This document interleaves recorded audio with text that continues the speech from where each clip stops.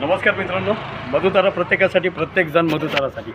पुणे महानगरपालिका यांच्या अंतर्गत बराटे हॉस्पिटल जे आहे हे वारज्यामध्ये आहे. वारज्यामध्ये गणपती माताच्या पुढं गणेश मंदिरच्या आतल्या लेनमध्ये हे हॉस्पिटल आहे.